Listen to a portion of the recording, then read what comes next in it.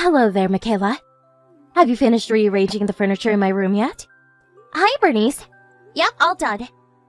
I moved the bed and chest of drawers. Oh no, you moved them already? Forgive me, but you'll have to move them back. Huh?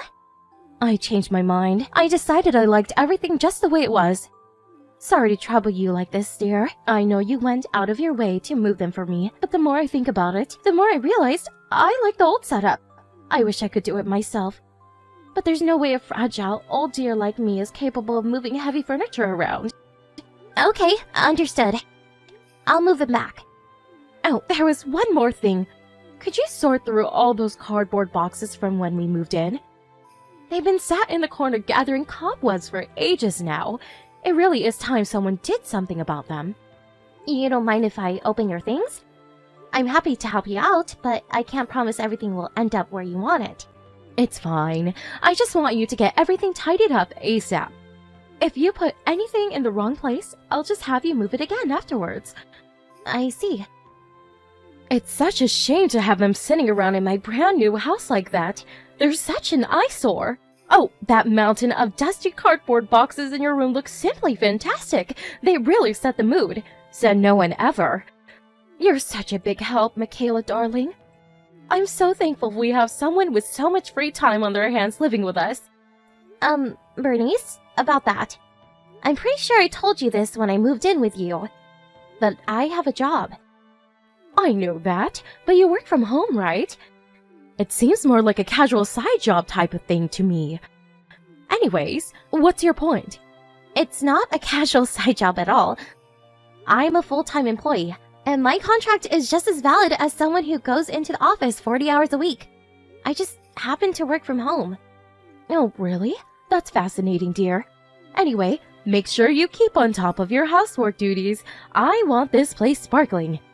You don't seriously think you can make me, your mother-in-law, do everything around the house when I'm so kindly letting you live with us in our family home? Didn't you say we were gonna split the housework 50-50? I did? Oh, sorry, dear, I don't remember. Did I say that? Fred said you'd agreed to it when he explained our conditions to you. I must not have heard him. Forgive me, dear. I'm getting old, you know. I'm not as sharp as I used to be. I see. By the way, I like beef stew for supper tonight. Do you mind if I make it tomorrow instead? Why do you think I said it? I want it today, dummy. But I'm still not finished moving the furniture in your room back. And when that's done, you want me to sort through all these cardboard boxes, right? I don't think I'm gonna have time. It's a daughter-in-law's job to make time. When you married my son, you made a solemn pledge to serve this family with unwavering dedication and loyalty. I am your mother-in-law, and my word is law. It would appear your parents dropped the ball in the discipline department while you were growing up, but not to worry, we'll soon fix that. I'm going to teach you a thing or two about being a woman. So just do as I say, and we'll have you whipped up into a decent, respectable wife for my son in no time. But it's already 3 p.m. Which means you have at least 3 more hours to get done with everything up there. How about you get to work instead of grumbling about your responsibilities? Chop chop, darling. Those boxes aren't going to unpack themselves. Fine. I'm counting on you. I can't wait for my beef stew. Be liberal with the carrots. I can't stop eating them lately. I think I might be turning into Bugs Bunny. Michaela, this is bad. Emergency! I repeat, emergency! Really? What is it? Where are you right now? Are you still at the supermarket? Yeah, I just arrived at the car park. I'm still in the car. The supermarket is cancelled! I repeat, cancelled! You have to drive over to the Power Crystal shop over on Peeps Avenue at once. Huh? The Power Crystal shop? What even is that, and why? My daughter's pregnant! It said on the net that the shop is famous for their pregnancy crystals. Apparently, they encourage emotional release by helping clear blocked energy in their chakras. It said when expectant mothers wear them, they promote healthy childbirth and bonding with a baby. Which means you absolutely have to go and buy her some ASAP. Okay. I didn't really know that was a thing, but I guess I can go pick up some if that's what you want. And wow, that's great! Congratulations to Kaylee on the baby! Isn't it just? It's been donkey's years since we had such splendid news. Not only that, but she's already 5 months gone! Wow! 5 months? That means the baby will be born this year. Still, I can't believe she waited all this time to tell her own mother. That girl has always had a certain coldness about her. I guess everyone feels ready at different times. The early days are unpredictable. I doubt she was being cold. I bet she just didn't want to get your hopes up. She probably felt more comfortable telling you when she knew things looked certain. Things tend to stabilize a lot around the 5-month mark. I suppose it's all water under the bridge now. I'm just happy she's pregnant. I can't believe it. I'm finally going to be a grandma. It's like all my Christmases have come at once. To tell you the truth, I always thought Fred would be the first one to give me grandchildren. Unfortunately, it would appear you two have no intention of giving me what I want. We do want kids one day. We're just not ready yet, is all. Really? Could have fooled me. You've been married 3 whole years now and still not so much as hint of baby talk. I was convinced you were dead set on letting your eggs dry up. Wait a sec. Michaela, are you infertile? What? No way. I wonder. I doubt you'd even tell me if you were. So, get this. I read something very interesting online the other day. Apparently girls with a lot of notches on their bedposts find it harder to fall pregnant. Now, I know your dress sense is a little extravagant. Forgive me if this sounds rude, and this is just a hunch, but if by any chance did you go around the block a few times before you settled down with my son? I think you catch my drift. Wow, Bernice, did you seriously just ask me that? No! Oh, no, I didn't touch a nerve, did I, darling? I'm sorry, I really didn't mean anything by it. That's just the kind of girl you look like is all. There's nothing wrong with liking colorful clothes. It's okay, you don't have to try and justify yourself to me. I hope you're not upset. Anyway, ready for the gender reveal? Word is it's a boy. With Kaylee as his mom, I bet he'll be super handsome. He's bound to grow into a little heartbreaker. Aren't you even a little disappointed? This means that Kaylee's boy, and not yours, will be our family successor. Huh? Disappointed? Thought hadn't even crossed my mind. I'm really happy for her. It makes no difference to me who the successor is. Besides, what is this, the Middle Ages? Goodness me. Do you even understand the implications of what you're saying? Being the eldest son means he'll be set to inherit all of our assets. That's honestly fine by me. Putting on a brave face, Arisier. You clearly won't admit it, but I bet it's eating you up inside. Well, I guess you're in no position to complain if you're not even trying to get pregnant. Anyway, that's enough idle chit-chat. Hurry up and come back with the shopping. I want to send Kaylee her power crystals as soon as possible. The sooner her chakras are realigned, the better. Michaela, are there any beers in the fridge? I don't think so. In that case, I want you to pick me some up. Please, Bernice, I did tell you I wasn't feeling well this morning. I'm exhausted just from walking to the bathroom. I'm resting up in bed till I feel better. What's your point? Please, can you do the shopping yourself just for today? My fever hasn't gone down at all. How bad can it be? I bet it's mild at worst. Take some fever medicine and start moving. How are you supposed to get better with no circulation? Come on, move around a little, and you'll be as right as rain before you know it. A trip to the store to pick up my beer sounds like just what you need. It's not just a fever. I'm exhausted, and I have a headache. Don't be so dramatic, dear. You're probably just imagining it. Could you ask Fred instead? My son? You want me to send my son out grocery shopping? Does he look like a woman to you? Just what on earth must you think of your husband if you think that's an acceptable way to treat him? I suppose I shouldn't be surprised. I heard you even make him do housework sometimes. Why don't you make him wear a dress while you're at it? How do you sleep at night? My son works day in, day out to make sure you have everything you need, and you repay him by treating him like your errand boy maidservant? It's time you got your act together, young lady. Me and Fred agreed to split the housework because we both work full-time. Do not compare your job with what my son does.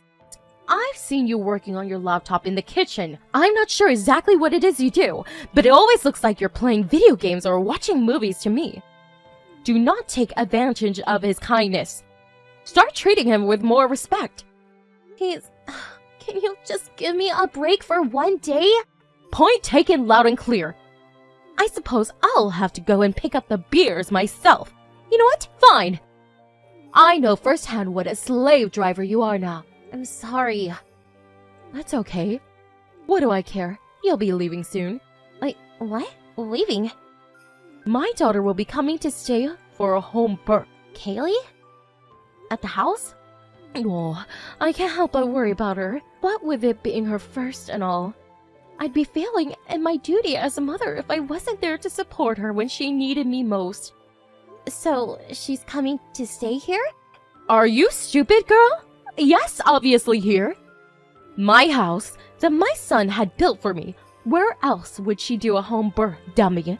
I want you gone while she's here. She'd feel uncomfortable with a stranger like you hanging around. What are you talking about? The only one who'll be leaving is you. What am I talking about? What are you talking about, Missy? Are you on drugs? I know I told you to take some medicine, but I didn't say drink the whole bottle. I'm the one who had this house built, not Fred. If you're gonna try and kick me out of my own house, then you can get the hell out yourself. Stop it, dear. I'm creasing up here. How could a low-income peasant like you possibly make enough to afford to have a house like this built? I bet you have pocket change at best with that poxy little job of yours. My salary is double Fred's. I knew it. That fever must be making you delirious. Get some sleep and stop talking nonsense. Actually, wait. You need to get your things together first. I'll be handing over your office to Kaylee to use as her bedroom. I want you gone before the end of the next month. I can't wait to live with just my family again. It's going to be so refreshing not to have any unwelcome strangers hanging around for a change. Got it. By the end of the month, right? Don't worry. I'll get everything together. Michaela, what's going on? Where are you? Out for dinner. The front door won't open. My key won't fit in the lock for some reason. Hurry up and get back here. No can do.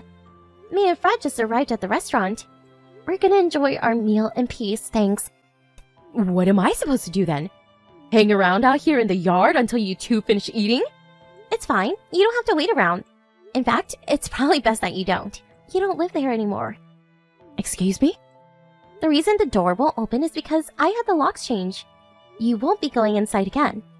Oh, and I'll call the police immediately if you do anything stupid like breaking the windows to get in. I have a camera linked to an app on my phone, so don't think I won't know. I must say, Bernice, you look a little panicked right now. Oh my god, you're watching me? Ugh, so creepy. Wait a sec, is this because I gave you your marching orders because Kaylee's coming home? I'd be lying if I said it didn't play a part. You're the most wicked, malicious person I've ever met. How could you do this to me and Kaylee? This is our first child we're talking about here. Wouldn't you feel bad for her as she couldn't come back to the family home for birth? Like I said before, it's not the family home. I had it built with my own hard-earned money. It's my name on the deed, and you only live there because I was letting you live there. You had it built in your name? No way, I don't believe you. You have to be lying. You're free to think that if it makes you feel better. Me and Fred are breaking things off with you. We put all your stuff together and left it in a rental storage container. The key's in the post box, so take it and get lost. You took all of my things? What the hell are you playing at, young lady? Is this how you're paying me for all I've done for you? How could you do this to your own mother-in-law? That's weird. I don't remember you doing anything for me at all. To me? Sure. If we're talking things you did to me, we have the endless bullying, harassment, slave driving, and general all around unpleasantness you subjected me to. But for me? No, zero, zitch, nada. We were even that keen on having you move in with us in the first place. You're the one who showed up outside of our apartment while we were having the house built and broke down in tears, begging us to let you live with us when it was finished because you were so lonely, remember? I've been all on my own ever since my husband passed away. What do you expect? It's only right that Fred let me live with him. He's my eldest son. We agreed to let you stay as long as you respected our rules. The problem is, you haven't respected them at all for the entire 3 months you've been here. You really feel that way? You left all the housework to me. You constantly bugged me with your asinine bullshit while I was working during the day and made it hard to focus on my job. You did nothing but complain about the food, despite the fact that I cooked every single meal, and you never lifted a finger. It's like you thought you were staying at a hotel. You didn't stop, despite Fred warning you countless times, and if anything, you got worse. But that's because I'm your mother-in-law. You have duties to fulfill to me as my son's wife. No, you have a duty to respect the rules in our house. If you can't do that, then we don't want you around. It's really that simple. You were so convinced the house belonged to Fred, you invited Kaylee back for a home birth without any input from either of us. Then, as if that wasn't enough, you tried to kick me out? That was the last straw. Everyone has their limits, Bernice, and you pushed me far past mine. Something tells me you have no idea how good you had it these past 3 months. You will soon, though, because the freeloading ends here. Michaela, Fred won't answer the phone. You're together now, right? Will you tell him to pick it up? Sorry, no can do. He just blocked your number. I'll be doing the same. No, wait. Please, Michaela, don't you think this is a little dramatic? You can't be serious about breaking things off with me. That means we never see each other again, you know. I'm a veritable ray of sunshine. Can you imagine how gloomy your lives would be without me in it? It doesn't even bear thinking about. Right, of course you don't want that. Let's all calm down and get together to talk things through, shall we? I think we're all just misunderstanding each other here. Yes, that's it. This is all one big misunderstanding. Bernice? And ray of sunshine? Try torrential downpour? Go on. What are we misunderstood on? Neither of us have anything to say to you. You had ample opportunity to change your ways. Fine, I admit it. I probably over-relied on you a little at times. But surely the birth of Kaylee's baby is a different matter? Why should she suffer the consequences of our squabbles? Please, will you at least let me stay at the house until the baby is born? No way. If we let you stay, you'd hang on for dear life when it finally came to leaving. You kick and scream and it'd be one big bothersome shit show. No thanks. We can do without the drama. Sorry, dear. I don't remember. Did I say that? I can see it coming already. Like hell, we are letting you warn your way back in. Please, I never say those things. But those are direct quotes. 2 of your favorite lines. Don't you remember them either? You have an awfully selective memory. I don't trust you one bit. Besides, I heard from Kaylee. She said she wanted to stay in the hospital, but you insisted she had to do a home birth. She hadn't even considered the idea before you started barking orders at her. I thought she might change her mind if we got the place ready for her and made everything to her liking. She already has her eye on a maternity hospital. She says she's gonna do the birth there. Which means you don't have to worry yourself with the home birth stuff anymore. And you don't need to be at our house for a second longer. Now go find yourself somewhere else to live and stop bothering us. Michaela, I'm so sorry. Oh? I admit I was at fault. I treated you unfairly. Please forgive me. I'm begging you. Please let me carry on living at the house. You still don't get it, do you, Bernice? There isn't an issue of us forgiving or not forgiving you. There is an issue of us kicking you out of the house and cutting you out of our lives for good. Don't say such horrible things. Look, I admit it. I might have said the occasional horrible thing to you myself. But that was just my way of giving advice as someone who's been a stay-at-home housewife for 30 years. I thought I could educate you in the womanly ways. But you're obviously very independent and capable enough to get by without my help, and I see that now. I never did any of it with bad intentions. I did it because I care. Interesting. In that case, you have an incredible talent for making people you care about feel like absolute crap. It's the truth. Please, won't you forgive me? I acknowledge and accepted you as my son's wife in my own way. I enjoyed living with you, you know. I was really looking forward to our future together as a family. You mean you were looking forward to your future of treating me like your slave?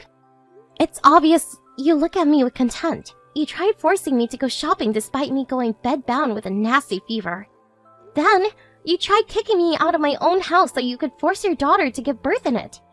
Call me crazy, but I'm finding it really difficult to detect any sincerity in what you're saying right now. The only reason I put up with your crap is because you're Fred's mom. If you were anyone else, you'd have been gone in a heartbeat. I feel like an idiot for tolerating you for so long. I'm so sorry, dear. I mean it from the bottom of my heart. I'll never treat it like my house again, I swear. Just let me back in. I'll be the perfect guest from now on.